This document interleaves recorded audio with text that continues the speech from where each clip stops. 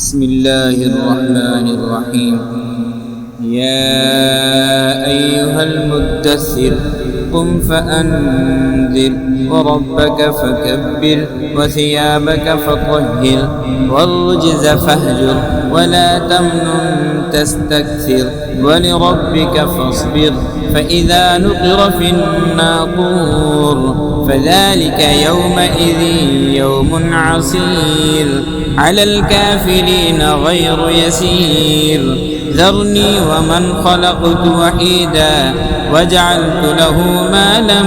ممدودا وبنين شهودا ومهدت له تمهيدا ثم يطمع أن أزيد كلا إنه كان لآياتنا عنيدا سأرهقه صعودا إنه فكر وقدر فقتل كيف قدر ثم قتل كيف قدر ثم نذر ثم عبس وبسر ثم أدبر واستكبر فقال إن هذا إلا سحر يؤثر إن هذا إلا قول البشر سأصليه سقر وما أدراك ما سقر لا تبقي ولا تذر لواحة للبشر عليها 19 وما جعلنا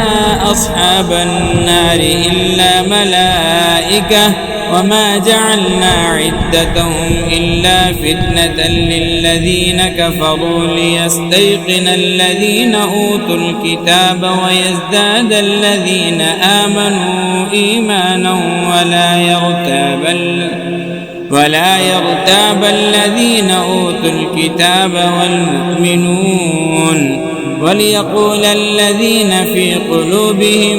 مرض والكافرون ماذا أراد الله بهذا مثلا كذلك يضل الله من يشاء ويهدي من يشاء وما يعلم جنود ربك إلا هو وما هي إلا ذكرى للبشر كلا والقمر والليل إذ أدبر والصبح إذا أسفر إنها لإحدى الكبر نذيرا للبشر لمن شاء منكم أن يتقدم أو يتأخر كل نفس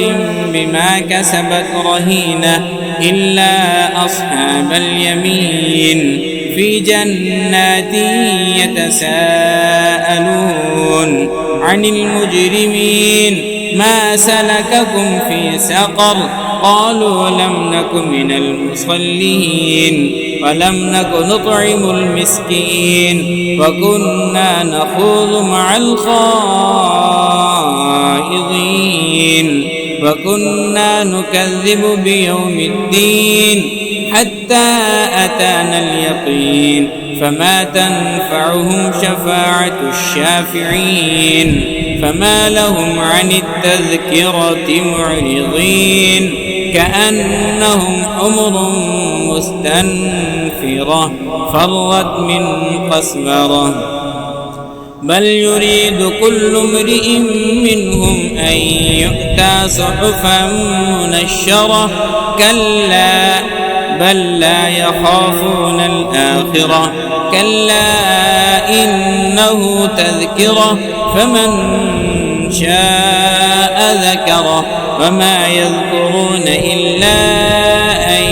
يشاء الله هو أهل التقوى وأهل المغفرة.